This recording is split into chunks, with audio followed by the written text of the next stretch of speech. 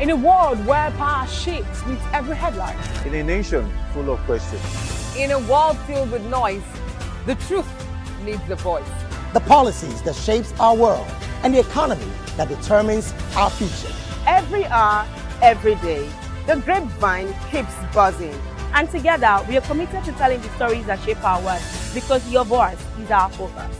Don't forget, our voice matters the most. Let us come together and share our concerns.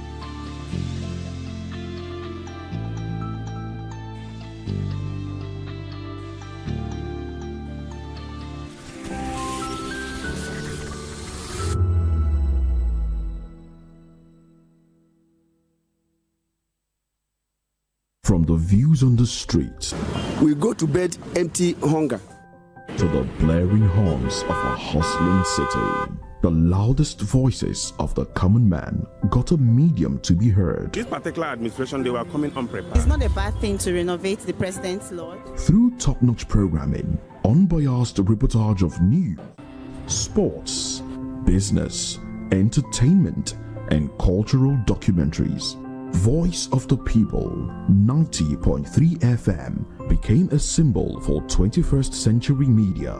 And now, a new baby is born. Voice of the People Television, VOP TV, youthful, full of vigor and penchant for excellence in the continent's media space, exposing the wrongs, applauding the rights, dissecting the news without fear or favor, through factual and accurate stories and contents. Corruption kills three things that makes a society. Representing the interests of the people and giving them a voice. Voice of the People TV is here to stay towards building a fair society. VOP TV, Voice of the People Television, truly a voice for the people. Africa is on the move, a continent of rising voices, untold stories, and powerful transformations. From the streets of Lagos to the heart of Nairobi, from the mines of Congo to the tech labs of Cape Town, the African story is being written every day. Bold, dynamic, unstoppable. This is African News on Voice of the People Television. We don't just bring you the news. We analyze and bring you Africa's heartbeat, the politics that shapes our nations, the economies that drives our future, the cultures that defines who we are, the voice that must be heard. Africa News, Africa's voice, Africa's future. Where Africa speaks, the world listens.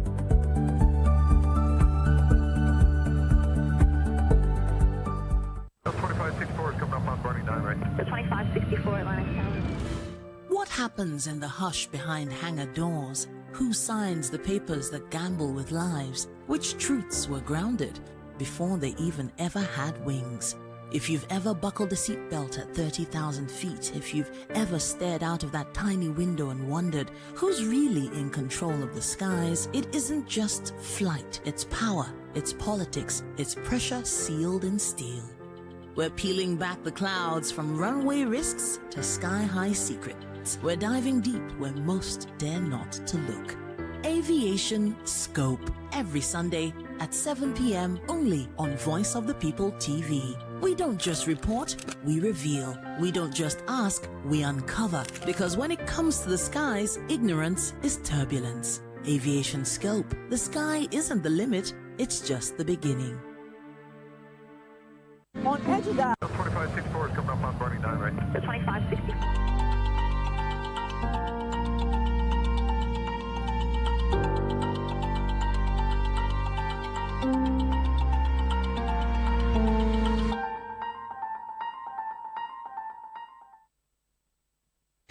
Welcome, guys. The show is Hashtags right here on VOP TV. My name is Vivian Obuche, and this is where we get to tell you all things topical, all things trending. If this is your first time, accept a very warm welcome from us. Now, we begin with the very first hashtag, hashtag VP Shettima. It's all about conflict resolution, and this time around, we are beginning our journey today from Benue State. You know how Benue State has been the hot seat when it comes to farmer herders crisis and all of that? Well, it looks like VP Shettima is wading into the conflict and is also zeroing in into the relationship between Governor Hyacinth Alia of Benue State and the SGF, talking about George Akume. Now, there's been a frosty relationship between the two over political control of the state, which has led the people to suffer. Now, VP Shettima says the people of Benue State deserve development, and also Benue State deserves peace. You know how they say when two elephants fight, the grass suffers, yeah? Well, the VP, talking about Kashim Shettima, is saying it's time for peace to reign. He even made it public because he made this announcement or this appeal during a ceremony at the State House in Abuja. I think it was a ceremony put together by the Renewed Hope Ambassadors. Yeah, it was a summit along that line.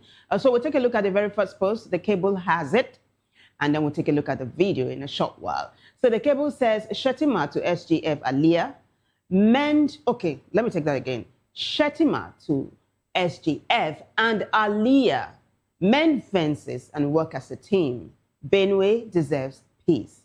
Vice President Kashim Shettima has appealed to George Akume, Secretary to the Government of the Federation, SGF, and Hyacinth Alia, Governor of Benue State, to put aside their differences and work together for the good of the state. Now, take a look at this video. Credit goes to TVC for it.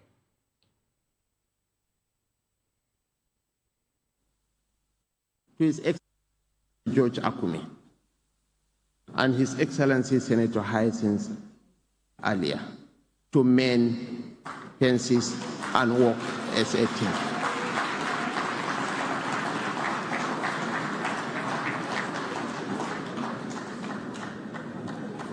Senator Akume, apart from Dr. Abdullahi Ganduje, Senator Akume is the longest serving public servant in our current dispensation.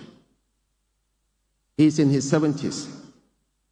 He started work in Benue State Government House. He was the director of protocol. He was a permanent secretary. He was a governor for 8 years, a senator for 16 years, a minister for 4 years, and now the secretary to the government of the Federation. You have seen it all. You are an elder statesman. Reach out to our junior brother. Let's build Benue together. Benue deserves peace. Benue deserves development. What binds us together, as I have always said, supersedes whatever that divides us. The trajectory of global growth is facing Africa, and Nigeria will make or mar that transition. Nigeria is greater than all of us. And as Martin Luther King rightly said, we either learn to live together as brothers or perish together as fools. And we are not a nation of fools. We are a nation of very intelligent, very smart people that know their onions. Your Excellencies, ladies and gentlemen, thank you for your kind attention, and God bless the Federal Republic of Nigeria.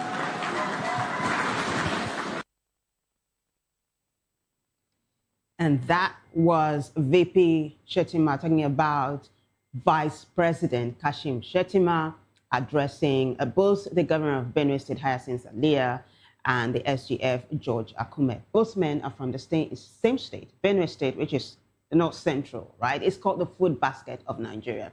So a couple of things netizens are pointing out. So the post you're going to see is just a microcosm of how netizens are responding to this particular hashtag. So let's take a look at it. What have they taken, or what have netizens taken from that speech? Before that, though, let's take a look at what Daily Post is saying. There has been reports of rivalry between Akume and Alia over political control of the state. The face-off was said to have started shortly after the governor was sworn in 2 years ago.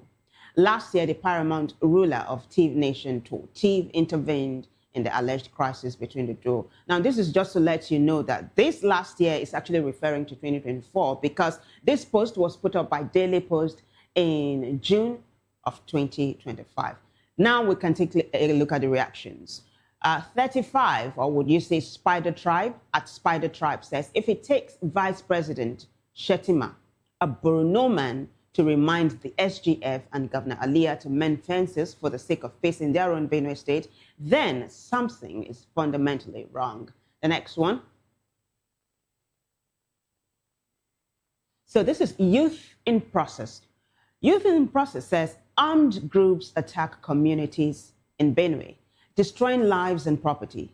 Public funds are used to destroy security, detain suspects, and maintain prisons. Yet more funds are proposed for their rehabilitation while victims remain unsupported. It raises hard questions about priorities and safety in Nigeria. Since the new defense minister assumed office, no bandits have been arrested or paraded. What Nigerians witness is their rehabilitation, or what Nigerians witnessed is their rehabilitation and release, putting at risk the communities that helped apprehend them. So what is armed youth in process, or what is youth in process talking about? This is the nutshell, or this is in a nutshell the crux of the matter. The June 13, 2025 massacre. On the night of 2013-2025, attackers invaded the community, killing, maiming, and burning homes. While official figures initially cited lower numbers, local leaders and reports indicated that over 100 to 200 people were killed in the assault. Nature of the attack? Witnesses described a systemic, well-planned attack where assailants burned homes and shops, sometimes while inhabitants were still inside. The attacks included the use of AK-47s and gasoline to burn victims and structures. Casualties and displacement. Many of the victims were farmers and internally displaced persons inside the IDPs, taking refuge in local market stalls. Hundreds of residents were displaced and many families lost their livelihoods as homes, crops, and food storage were destroyed. Follow-up attacks. The insecurity continued with another attack occurring months later, where residents reported that attackers struck during the vigils. Concluding part of this post now as we wrap it up. So, this is government response and investigation. Following the massacre, the Nigerian government launched investigations with officials confirming a coordinated attack of terror. In February 2026, 9 suspects were arraigned in Abuja court, or in an Abuja court, in connection with the June 25 Yelwata massacre. The events in Yelwata were part of a broader, violent conflict in the Middle Belt region, driven by competition for land between farmers and herders. So when you talk about farmer herders crisis, this is just giving you a sneak peek at how it's panning out in Benue State. Now, we do hope that these leaders in Benue, talking about Governor Alia, Hyacinth Alia, and the SGF, Judge Akume, would really heed the request of the Vice President, Kashim Shettima, to come together, bring heads together, and ensure that peace reigns in that state. Yeah? We move on now to the next hashtag, which is hashtag Electoral Act. This is one of the biggest stories in Nigeria right now as well, because opposition leaders gathered in Abuja today to reject the just, will I say it? The Electoral Act. Let me just settle for that. Yeah, because I was thinking of how the president quickly assented this bill, to law and all, and how Nigerians are asking why so speedily. So I'll just settle for the Electoral Act. So we say hashtag Electoral Act. We'll take a look at the first post now, and of course the post that Atiku Abubakar, former vice president, put up. So this is Nigeria Story saying, leaders of the opposition political parties in Nigeria have rejected the amended Electoral Act 2026, signed into law by President Bola Ahmed Tinubu. Speedily, on the heels of that, we see the post by Atiku Abubakar, former vice president. Let's take a look at that one. So Atiku Abubakar says, this afternoon, I joined other leaders of the main opposition parties in Nigeria at a joint press conference in Abuja. We rejected the 2026 Electoral Act hastily signed into law by the Bola Tinubu-led APC administration. The rejection was followed by a call to reenact the law in line with the wishes and aspirations of Nigerians. I totally agree with Dr. Ajuji Ahmed, the national chairman of the New Nigerian People's Party, NNPP, who clearly articulated our rejection of the amended 2026 Electoral Act, especially Section 60, subsection 3, which encourages INEC to also adopt manual instead of mandatory real-time electronic transmission of results to the IREF portal under claims of network failure in a country with more than 90% internet coverage. We jointly rejected Section 84, subsection 2, that imposes direct or consensus mode of primary election in political parties. There's a concluding part of this post. Let's take a look at it. So he says, I also agree with Dr. Ajuji that the amended Electoral Act 2026 is offensive, anti-democratic, and a deliberate attempt by the APC-led National Assembly to undermine transparency and sanctity of our elections. I use the occasion to call on opposition political parties to join in this mission to rescue our democracy. Now is the time to push back on the rigging plan ahead of 2027, and he signs, AA Atiku Abubakar. So I'm going to show you a video now. I'll walk you through it, you know, as pleasantries are exchanged. And once it's time for the vice president to speak up, would let you listen to him. So let's take a look at that video now. So that's the vice president arriving the venue of the event, very popular hotel in Abuja, Transcorp Hilton.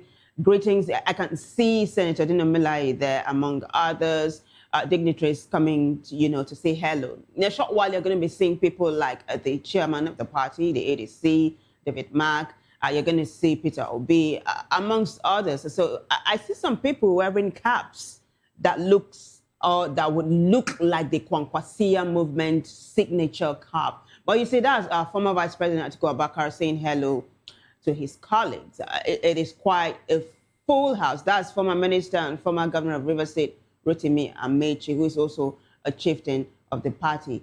It looks like I see Tanko Yunusa, yes, the national coordinator of the Obedient Movement. So you see a number of speakers, and here you go. The former vice president is now speaking. Take a listen. Of the chairman of NNPP. That speech has actually captured all the challenges we are facing in this country. I never thought anybody would be asked to make any remarks after listening to that speech. But let me say or advise that the speech delivered by the chairman of NNPP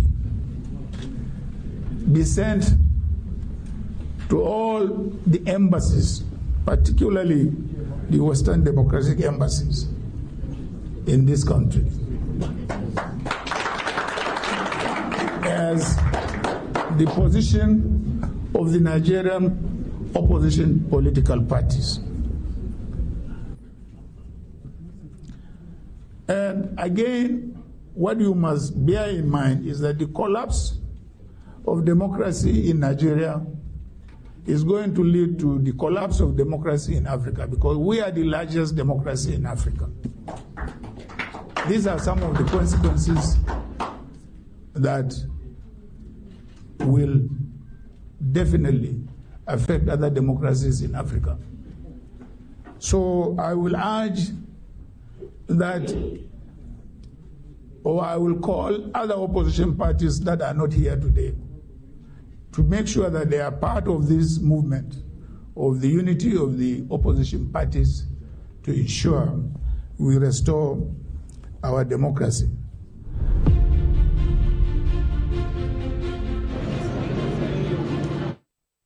Former Vice President Atiku Abubakar speaking there. Just for you to note that this is not a strictly ADC affair. This is a combination, really, or a gathering of opposition political parties.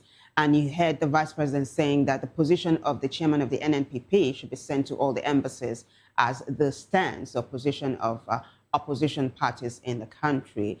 And of course, in the introductory statement I read out to you there that he put out, you saw what he was talking about. So netizens are responding to his comments and, of course, the video he put up.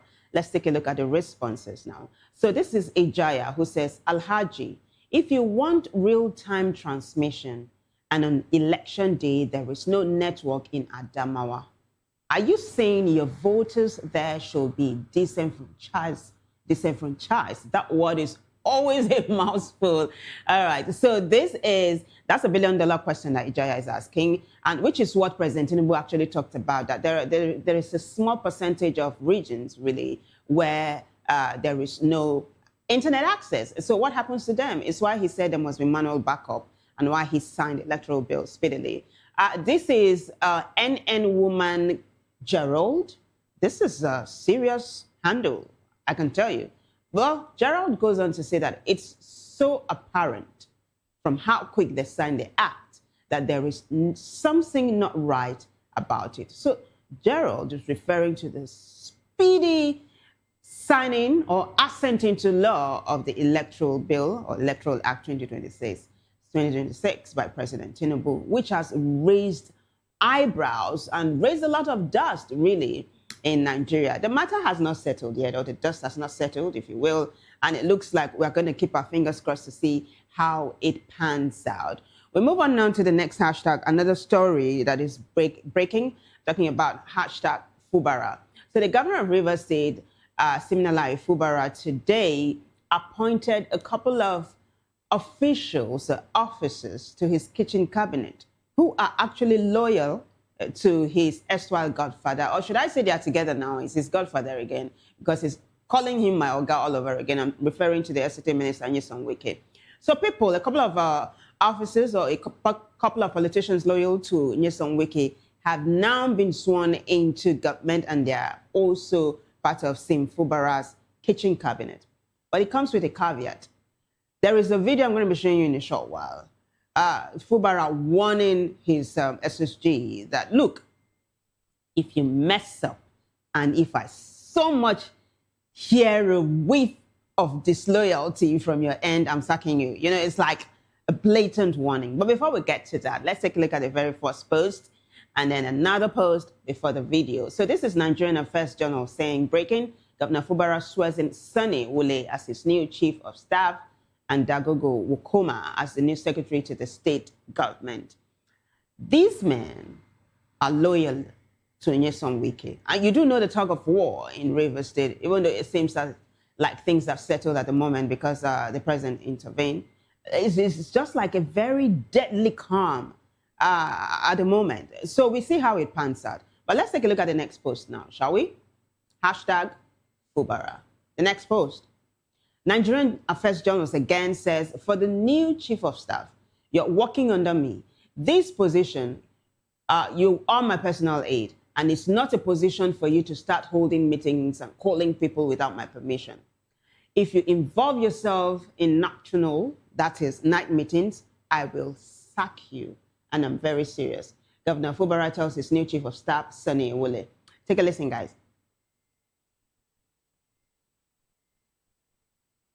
For the Chief of Staff for Government House, you're working under me. This position, you're my personal aide. It's not a position that, as you're living here now, you start holding meeting, calling people without my permission. Let me sound it here very clear. Your activity is to make sure that administratively, image making, liaising with whoever is coming for every official assignment here is handled perfectly well. If you involve yourself in nocturnal meeting and all those, I will sack you. I'm very serious. what is important to me today is peace, progress, and prosperity of this state. It is important to me. I'm not going to compromise anything for it. I believe that for those of you who have worked with me closely, you should understand that I don't say what I will not do. Maybe before, a few things might have gone wrong because of my not being very, very observant.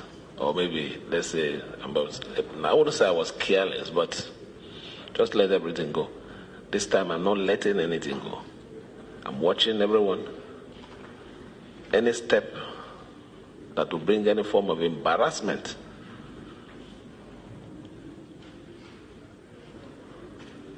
to this government or to my person, I assure you, will meet adequate punishment for it. It's a day of joy.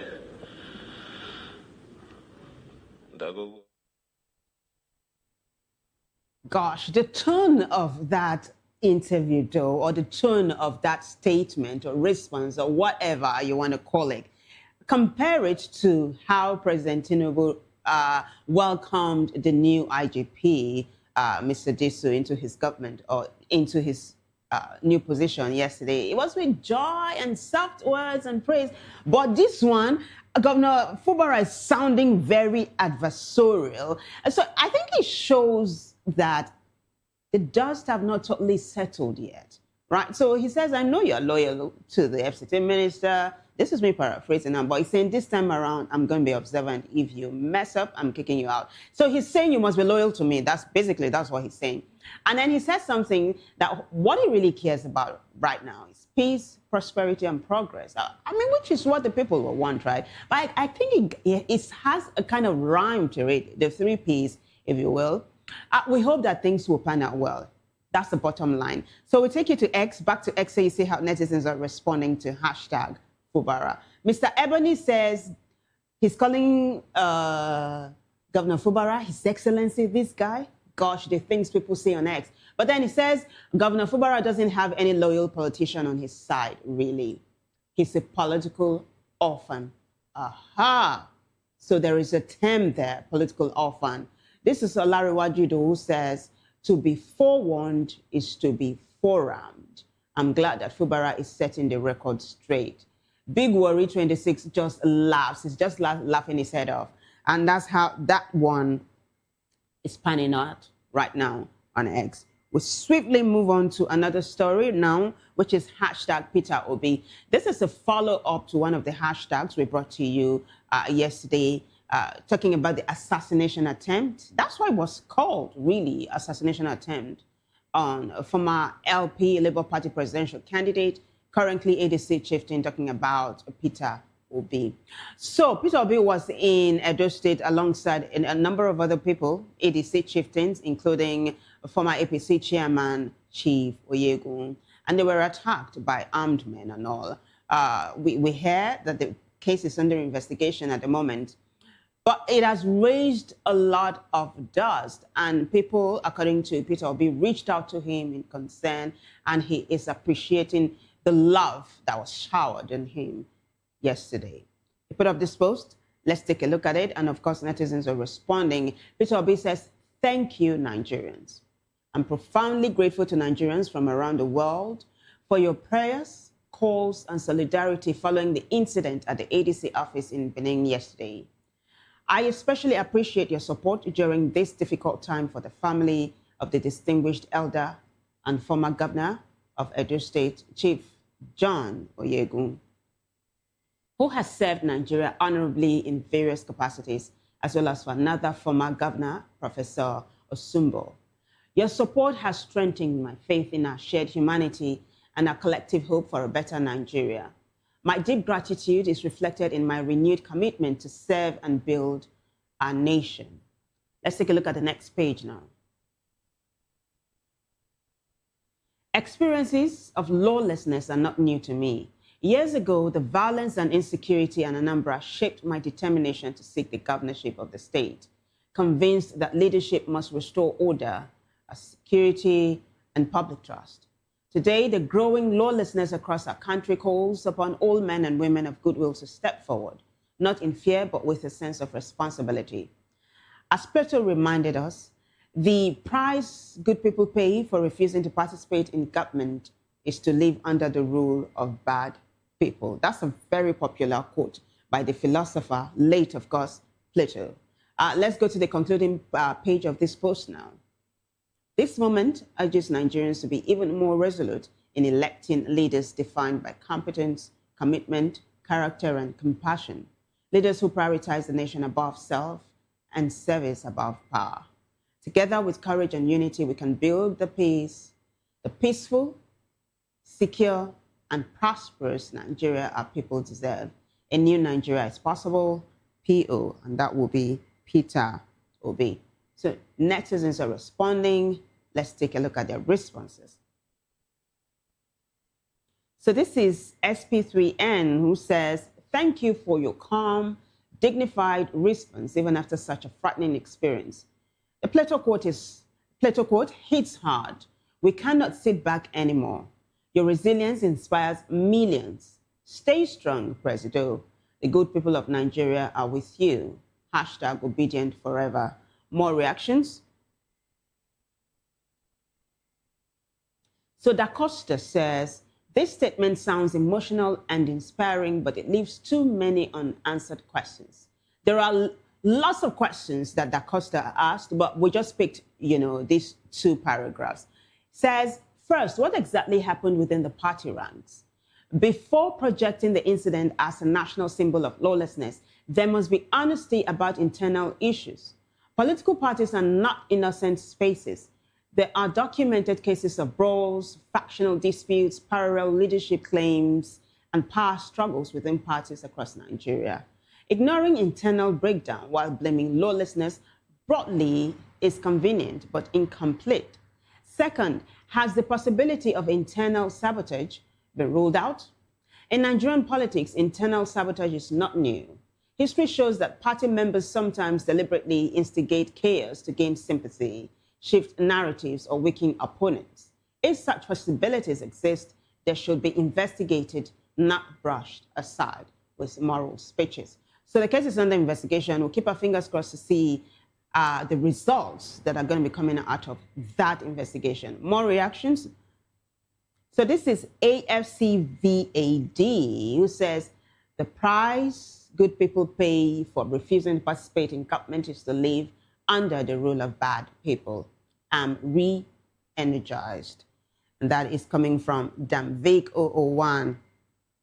That's how we wrap up that particular hashtag. And just to let you know that that post was put up by Peter Obi yesterday following the events that transpired in Benin City, capital of Edo State, a couple of days ago. We're glad that he's doing very well, as well as his counterparts that were together with him when this very unfortunate event occurred. We move on now to another follow-up to a story we brought to you a couple of days ago as well. Or was that yesterday? Yesterday, yes. This is hashtag Kwankwaso. Yesterday it was hashtag Sheyi Makinde, and today it is hashtag Kwankwaso. Both men are actually protagonists in this story. Yesterday we told you how former Kano State Governor Rabiu Kwankwaso of the Kwankwasia movement, very popular movement in Nigeria, visited the governor of Oyo State, Sheyi Makinde. They had a closed-door meeting, and we saw how netizens were saying a former governor of Ekiti State, Ayo Fayose, will tell us exactly what happened. We haven't seen that yet, but we're keeping our fingers crossed. But today, this video has surfaced online of Kwankwaso addressing the media after the closed-door meeting to tell them exactly what transpired. So I guess they're not waiting for former governor of Ekiti State to say whatever they might have said to each other. So there is a video, there is a post, and there are reactions. Let's take a look at the post first, and then the video. This is Ima Akume, who says 2027 general elections. Senator Rabiu Musa Kwankwaso signals possible return to the PDP following a high-level visit to engineer Sheyi Makinde, the executive governor of Oyo State. The former governor of Kano State held a closed-door meeting with the PDP governor, a development widely viewed as part of ongoing political realignments ahead of future elections. Immediately after the meeting, Senator Kwankwaso briefed journalists on the discussions, reaffirming his commitment to strengthening the opposition and building a united political front for national progress. This is a big deal. Why don't we take a listen to Kwankwaso?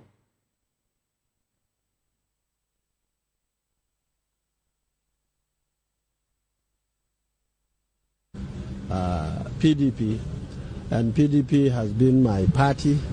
In fact, we formed the PDP in 1998. By 1999, I was governor of Kano State, later Minister of Defense, all under the PDP. In fact, I went back to Kano in 2011 to 2015, still under the PDP.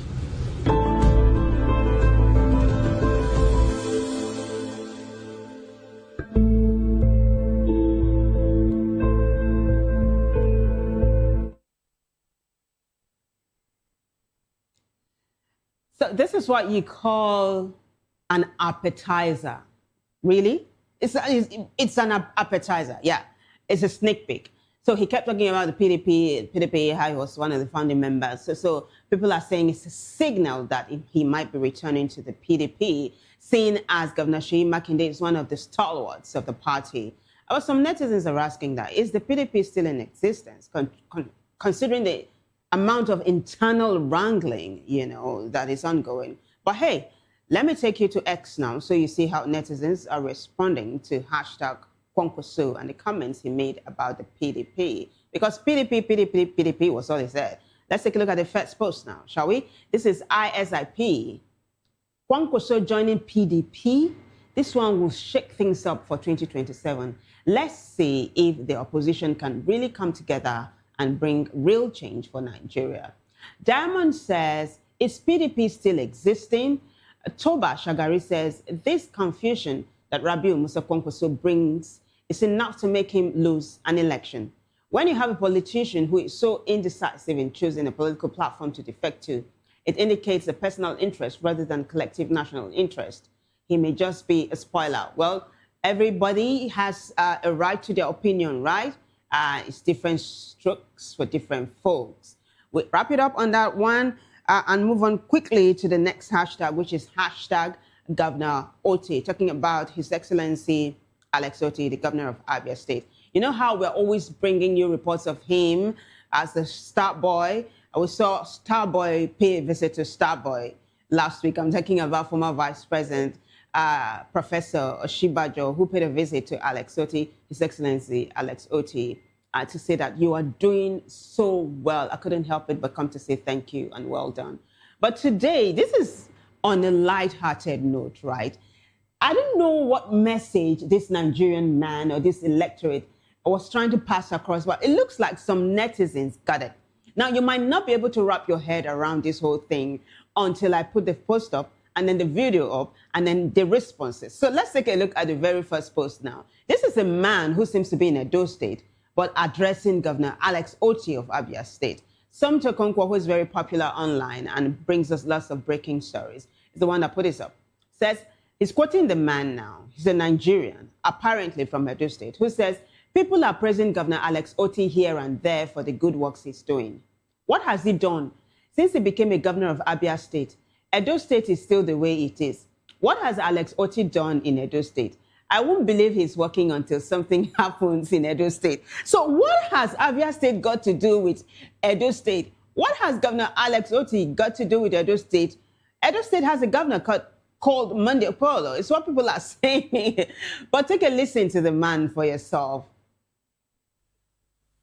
People are praising Alex Oti here and there that he has done so much. What has he done? Since he became a governor of Abia State, Edo State is still the way it is. What has he done in Edo State?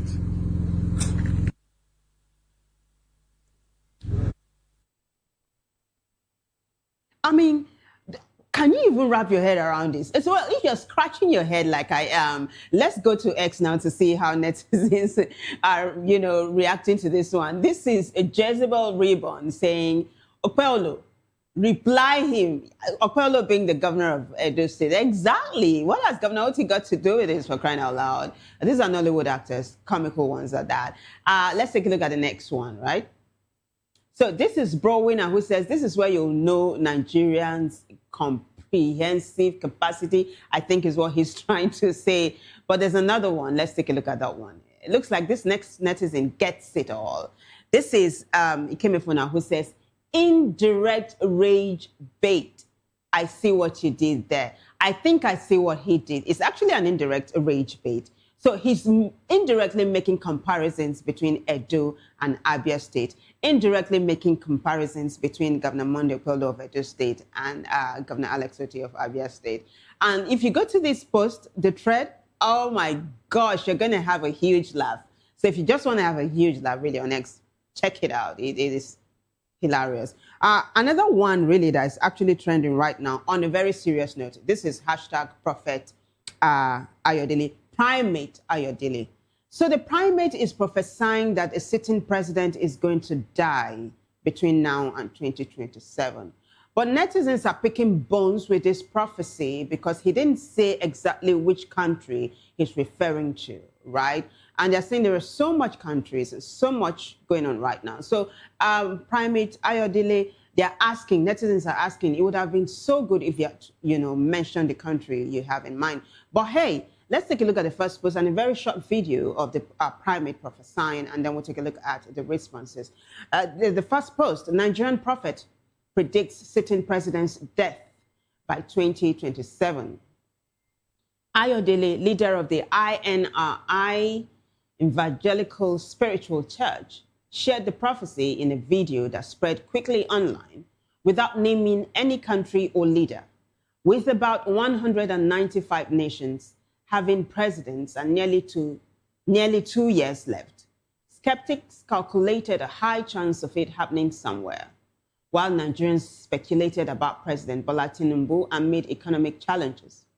Ayodele has made over 15,000 predictions on politics and events, earning praise from fans for past hits and criticism from doubters like former spokesman Femi Adesina, who called him a false prophet.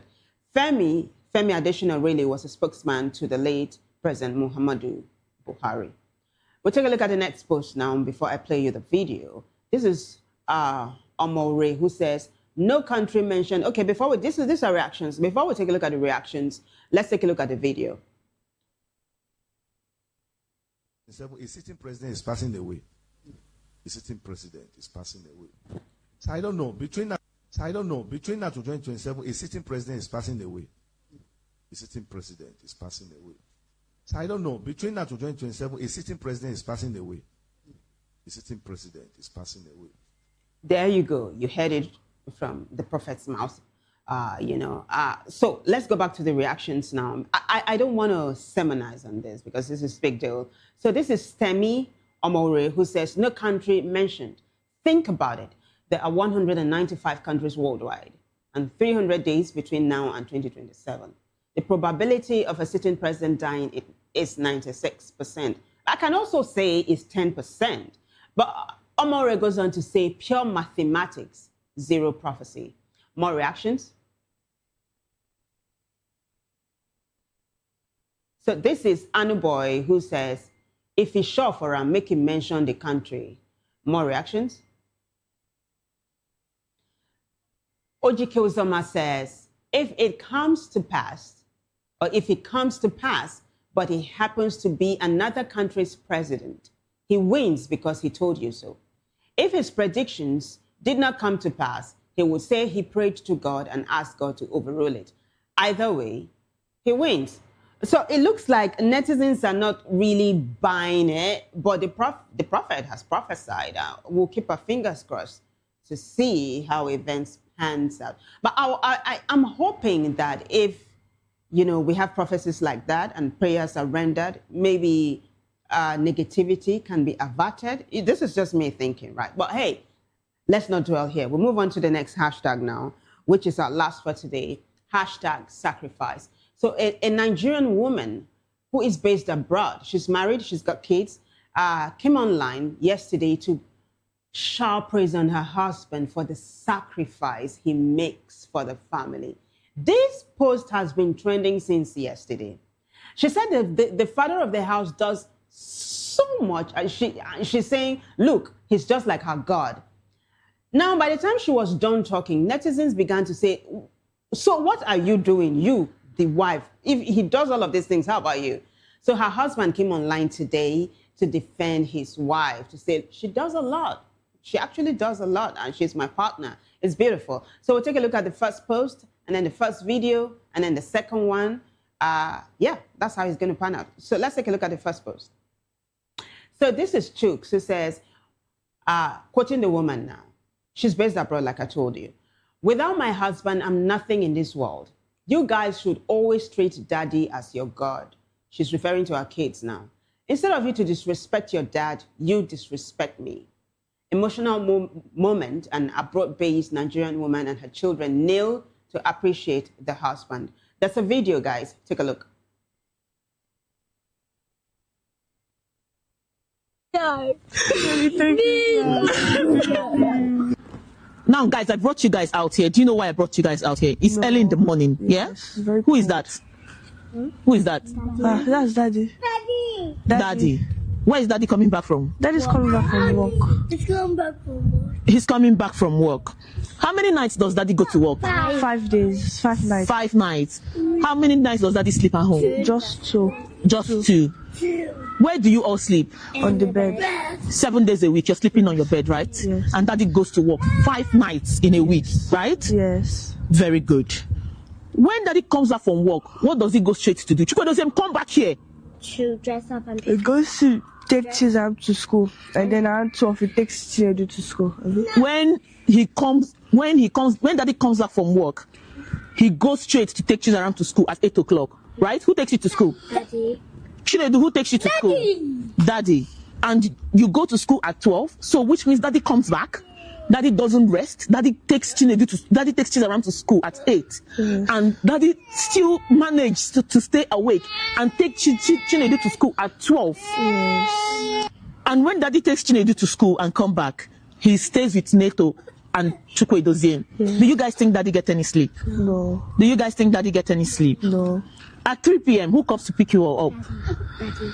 Daddy comes to pick you all up, right? Yeah. Yes. Who showers you and who feeds you? Daddy. Daddy still showers you, Yes. right? Yes. And as soon as Daddy is done showering you guys, Need to go to the outside. baby, hold on, I'm doing something. Hold on.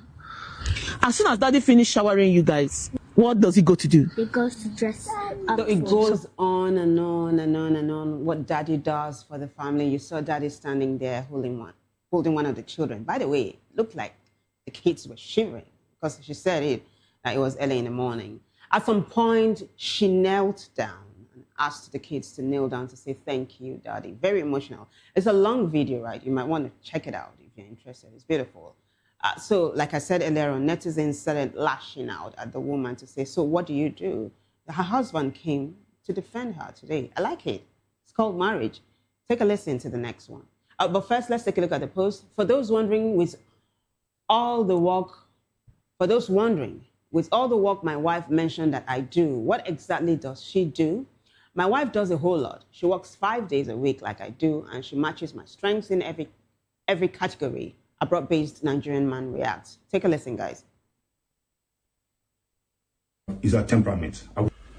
So yesterday, one of our videos went viral, and I could see a lot of comments in the comment section, and one of them was, a lot of them were busy asking, if you do all of this, so what does your wife do? Well, for the record, I'd like to let you know my wife does a whole lot of things that are not mentioned in there. First of all, I want to let you know my wife cooks. As you can see, we've got a very large family. 7 of us in total. It's hard to make that food happen, but she does the whole cooking. And she also works 5 days like I do, matching my strength in every category. And the remaining 2 days, she's always in here creating content. Like she's the brain and the editing and everything we do with the content. I'll tell you guys one story about when we just came in. I came in with the student visa, so my wife happens to be my dependent. She got a job before me, so we're kind of dependent on her, but one sweet thing happened. When she got paid her first salary, she sent both the payslip and the money straight into my account. For For the fact I thought it was a one-off thing, I wasn't believing it was going to happen again. But this continued for close to 4 months, even before I got a job. We were surviving on her income, and she was completely transparent about it. So this now made me, when I started working, I started sending my payslip also to her. And this has made us keep our money in the same account, and we're now as strong as anyone can be. So it looks like the feeling is mutual.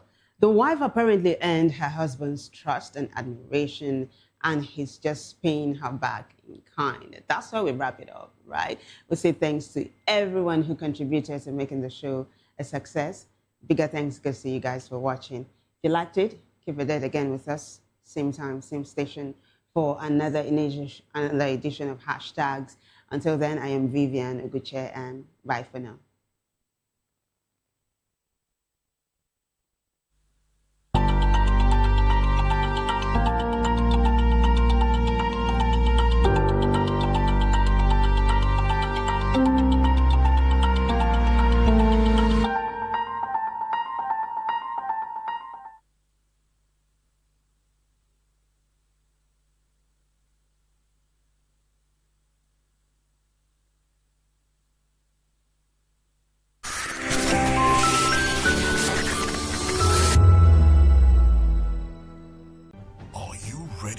Extraordinary.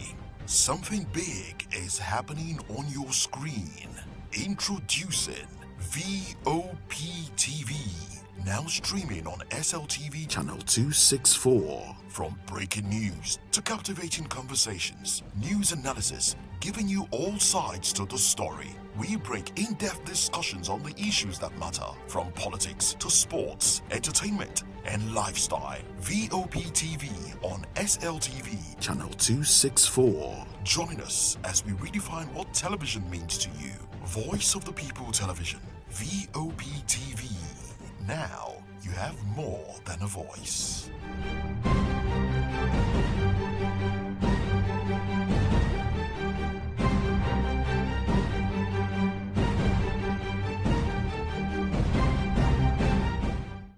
To know the happenings in the maritime sector, join us on the program Maritime Frontiers on VOP TV as we discuss key areas in the maritime sector, from aquaculture, maritime transportation, maritime labor regulation, oil and gas exploration, ferry and passenger